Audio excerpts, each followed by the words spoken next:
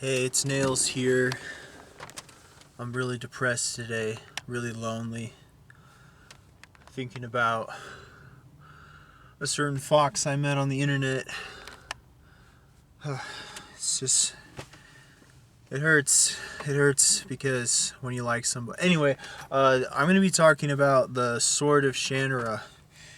The Sword of Shannara by Terry Brooks is a 1977 epic adventure fantasy novel that was pretty popular and made some money. And it's about 700 pages long, and certain moments drag, but altogether it's a pretty fast read. Now, there's certain aspects of this book that are very memorable, but most of them are not. I'll be honest. I read this book in 2018, and I don't think I remember a single character's name besides, I think Alanon was the main wizard, and I think the main character's name was Pip or something. And I remember the Spirit King because the Spirit King was a pretty fun villain. But okay, so this is the most basic bitch B-movie fantasy, and if you don't have the patience for that sort of thing, like a cheap but fun D&D campaign, that is just well written enough to satisfy and not distract you. There's nothing amazing about the prose. It's kind of laughably straightforward, as is the sort of blank slate, ultra cliche, unintentionally hilariously bland characters. You know, if you don't have patience for that type of thing, you're gonna probably be turned off to epic fantasy. Well, this is not a good representation of epic fantasy. I had fun with it nonetheless, in the same way I have fun in the moment doing, like, hanging out and joking around with friends in a bullshit D&D campaign where the stakes don't really matter. And it's just, I remember having so much fun reading it, but in hindsight, just a few years later, and I normally remember everything, I don't remember all the details. What I do remember is certain moments.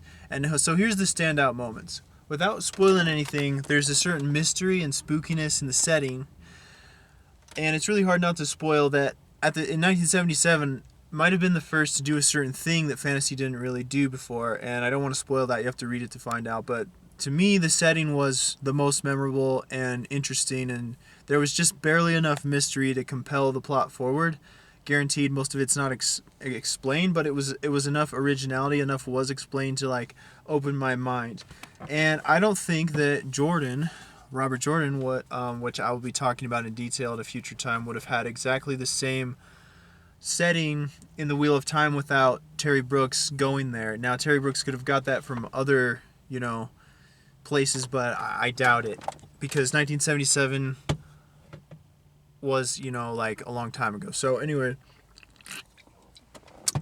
basically, The Sword of Shannara is fun, and it has a little bit of heart and a little bit of charm, and there's something pure about its simpleness, and I definitely had fun reading it. And I do want to read the Elfstones of Shannara, and I've heard Terry Brooks' books get better as time goes on, but I wouldn't call it essential fantasy reading material. It's the sort of thing you'd fall back on if you run out of superior books. And I know that sounds harsh, but it's true. And one of the reasons is that the plot is notorious and accurately set. This is one of the few, like, groupthink. Everybody has the same opinion that they sometimes exaggerate it for clickbait reasons in booktube world, saying that it's just a absolute ripoff of Lord of the Rings. And more or less, that's actually accurate. The plot is pretty much copy-pasted so many of the same elements of Lord of the Rings. But I happen to be the type of reader that doesn't really care, because I thought it was different enough to satisfy, because I just happen to love that type of basic adventure longs. There's so few books out there that have this long journey, sort of epic fantasy, that I don't care about the similarities to the Lord of the Rings. And that's not the weakness of the book. The weakness of the Sword of Shannara is that it presents itself to be as meaningful and have the symbols that are copy paste from Lord of the Rings, and presents itself in a way that's kind of ham-fisted, that's like supposing that it has more meaning than it actually does, when it's really just very, very commercial and very about in the moment pulp energy action. That's one of the strengths. It's like it's got good action, and there's some, and I also heavily admire it for being a little more visceral and brutal in certain moments than other times, and a little bit scarier. Some of the aspects of the monsters, the monstrosities, and the Spirit King is a good representation of that. And one of those qualities, which I've seen in other books, is the idea that evil persists in time and transcends mortality when it starts to like stack in negative energy. And that's something that's always fascinated me. It's explored in books like Dr. Sleep and Salem's Lot by Stephen King, both by Stephen King. It's in a lot of other books out there. And so as far as good antagonists go in just this very post-apocalyptic world, it's such a spooky, interesting world that blends fantasy in a way I've never quite seen before. That is, for me, it's just really, really fun. And so that's what like makes those are the biggest highlights for me for Terry Brooks. And the characters aren't unlikable; they're just boring, and I don't remember their personalities or anything. I remember liking them while I was spending time with them, but as soon as I was finished with the book, I was like, well, that was fun.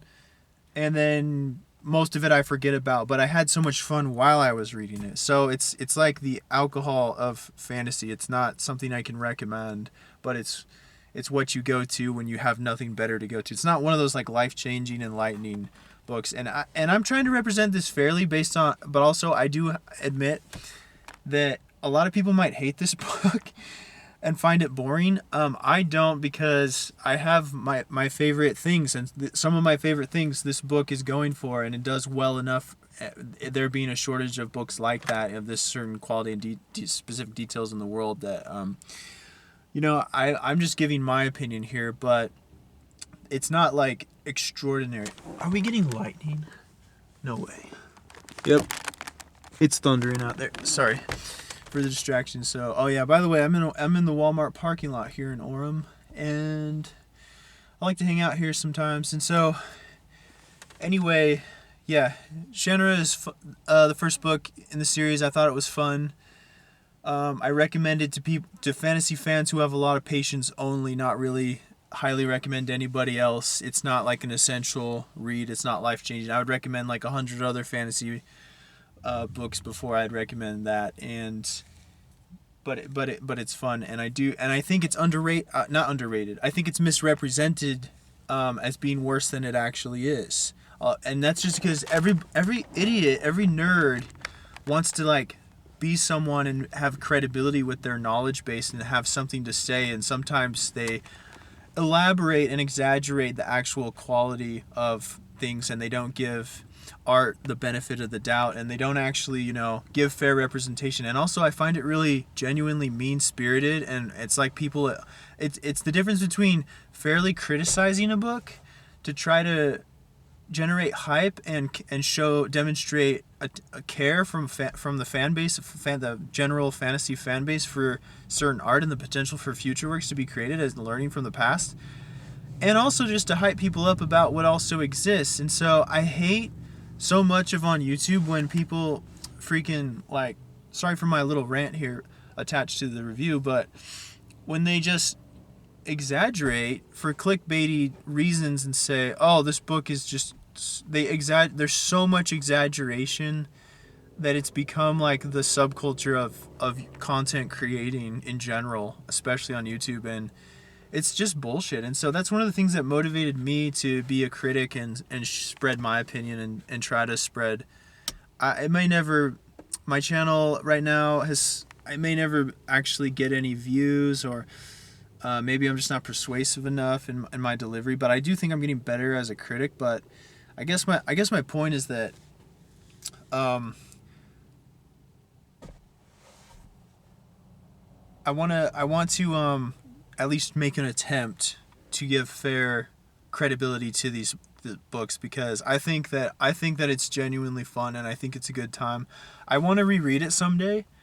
I could honestly reread it soon, but I think I'm gonna read Elfstones, the second book in the series, and if I like that book, I'll continue with the series. But I will say one thing: the reason I give this book a 7 out of 10 in general is because there isn't a huge sense of I wasn't impressed enough with the experience overall, with the sense of urgency to jump on the next book, and by that I mean it wasn't boring.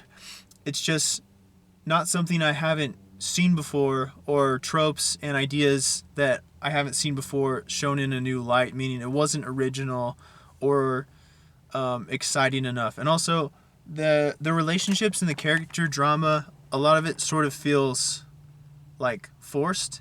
And so the overall experience comes off kind of like a movie in your mind, but not like a novel. Not like something that, like the characters in a fantasy setting, it feels like a missed opportunity because they could feel more real, and instead sometimes they feel like cardboard cutouts of like standard blank slate D&D NPCs, you know?